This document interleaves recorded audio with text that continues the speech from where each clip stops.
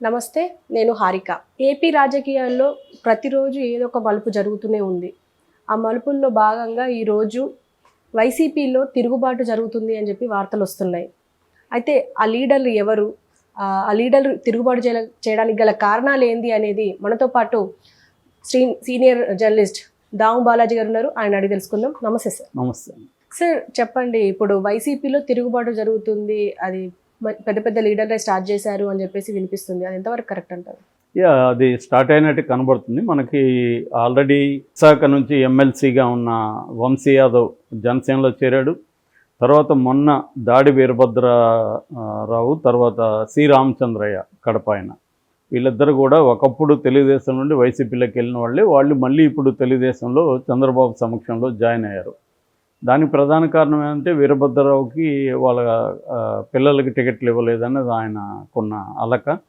ఇంకా రామచంద్రయ్య కూడా ఆయన ఆశించాడు, ఆయనకి టికెట్లు వచ్చే పరిస్థితి లేదు. వాళ్ళిద్దరు కూడా తెలుగుదేశంలో జాయిన్ అయ్యారు.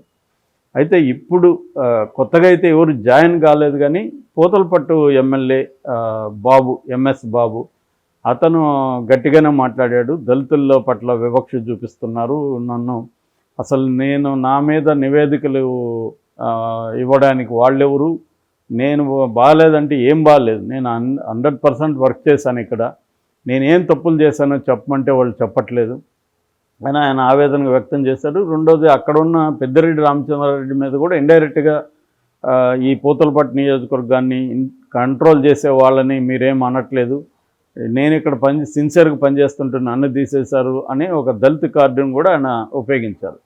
అయితే మళ్ళీ నిన్న ఆయన ప్లేట్ ఫిరాయించి యూటర్న్ తీసుకొని నాకు ఓపిక ఉన్నంత వరకే కాదు, ఊపిరి ఉన్నంత వరకు కూడా వైసీపీలోనే ఉంటాను, నాకు రాజకీయ జన్మనిచ్చిందే జగన్మోహన్ రెడ్డి, ఇటు పెద్ది రామచంద్రారెడ్డి, నేను ఆవేదనతో ఒక తండ్రిని కొడుకు ఎలా ప్రశ్నిస్తాడో అలా ప్రశ్నించాను తప్ప దీన్ని వక్రీకరించాయి చాలా మీడియా హౌసెస్ అనేది ఆయన చెప్పారు.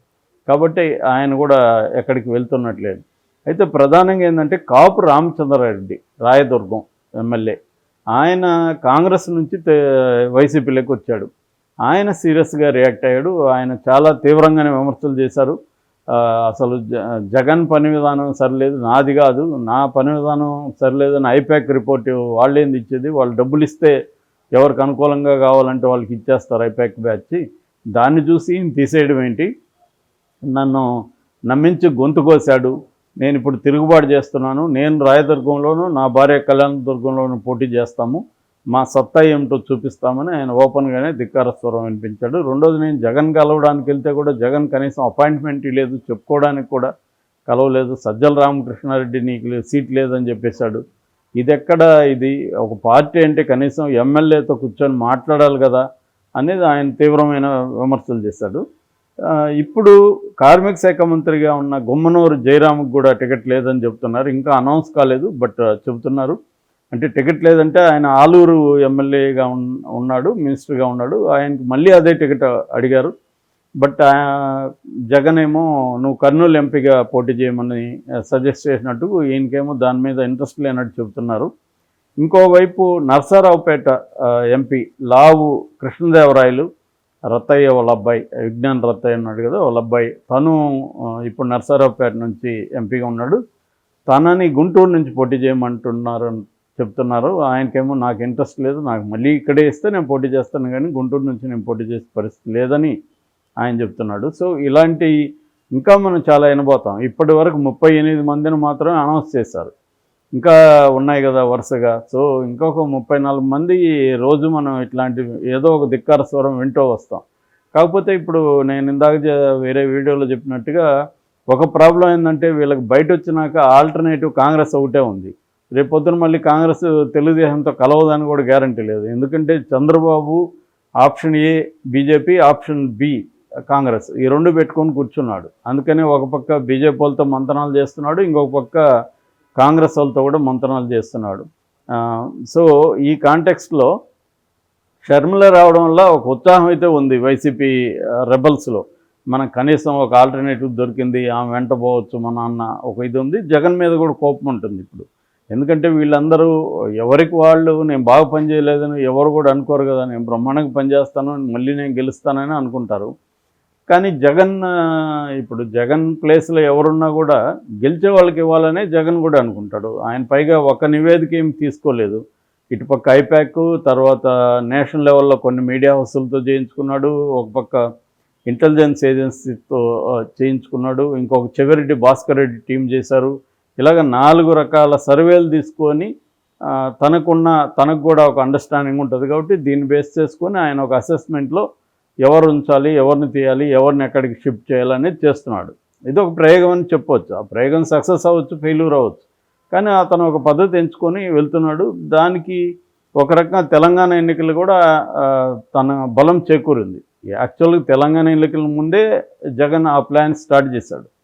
కాకపోతే తెలంగాణ ఎన్నికల్లో తన అభిప్రాయమే కరెక్ట్ అనేది ఇంకొకసారి అతనికి నిరూపితమైంది. ఎందుకంటే ఇక్కడ సిట్టింగుల మీద వ్యతిరేకత కూడా బీఆర్ఎస్ ఓడిపోవడానికి ఒక ప్రధాన కారణంగా పనిచేసింది. సో ఆ రకంగా చేస్తున్నప్పుడు ఖచ్చితంగా రెబల్స్ అవుతారు.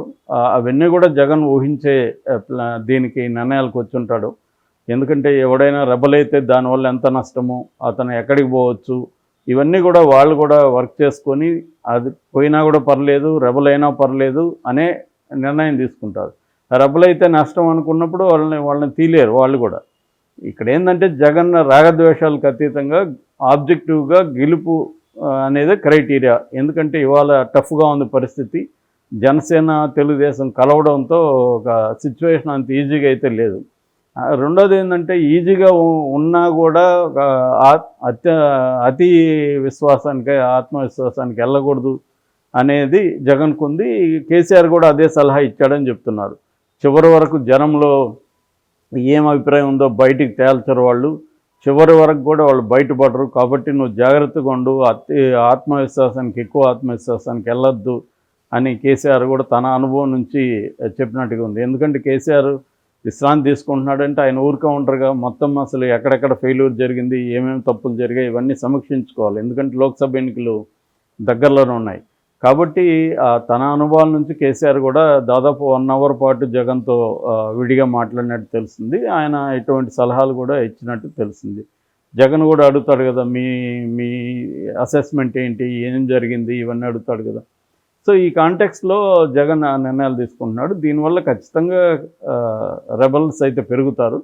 ఇటు తెలుగుదేశం మీడియా ఏంటంటే దాన్ని ఇంకొంత ఓవర్ బ్లోప్ చేస్తుంది. పెద్ద ఎత్తున తిరుగుబాట్లు వస్తున్నాయని. ఇప్పటివరకైతే ఒక వంశీ యాదవ్ వెళ్ళాడు, ఈ రామచంద్రయ్య, దాడి వీరభద్రరావు చేరారు. ఈయన కాపు రామచంద్రారెడ్డి మాత్రమే ఇప్పటివరకు ఈ 38 మందిలో. మిగతా వాళ్ళంతా కూడా కొంత ఇనిషియల్గా ఆగ్రహం వెళ్ళబుచ్చిన మళ్ళీ సర్దుకున్నారు. మనకి వేరే మార్గం లేదురా బాబు అన్నట్టుగా సర్దుకున్నారు. అంటే జగన్ ఓడిపోతాడని కానీ 100% నమ్మితే మాత్రం పెద్ద ఎత్తున వలసలు వస్తాయి.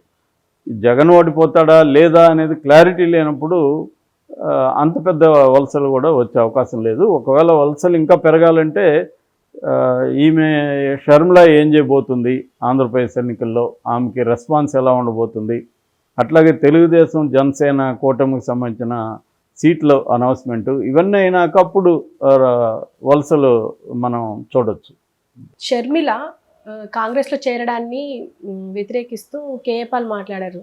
నేను వాళ్ళ ఫాదర్ ఆత్మతో మాట్లాడాను, చూశాను, వాళ్ళు అసంతృప్తిగా ఉండేవారు, ఒకవేళ బతుకున్న ఆమెను చేరనిచ్చేవారు కాదు అని అన్నారు. ఆ కమెంట్ పై మీరేమంటారు? నేను దాంతో ఒక రకంగా ఏకీభవిస్తానండి. ఎందుకంటే ఆయన ఆత్మతో మాట్లాడలేదు తెలియదు, కానీ అదొక మనం దాని ఏమంటారు, ఒక సింబాలిక్ చేస్తారుగా మనం అనుకోవచ్చు. ఏదేమైనా ఆయన చెప్పదలుచుకుంది ఏంటంటే, ఇది నేను 200 కంట్రీలో ఎక్కడ ఇంత దరిద్రమైన పాలిటిక్స్ చూడలేదు. అంటే వైఎస్ రాజశేఖర రెడ్డిని దొంగ అని ఎఫ్ఐఆర్లో చేర్చిన పార్టీ కాంగ్రెస్.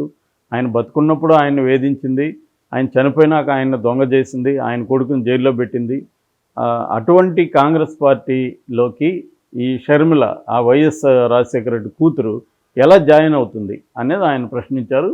ఖచ్చితంగా ఆయన ఉంటే బాధపడేవాడే అని ఆయన అన్నాడు. అది వాస్తవమే. ఆయన ఉంటే ఇప్పుడు కొడుకుని జైల్లో పెట్టించిన పార్టీ, తనను దొంగగా ఎఫ్ఐఆర్లో పెట్టిన పార్టీలకి కూతురుని పంపిస్తాడా? ఆయన కూతురు పోతే ప్రోత్సహిస్తాడా?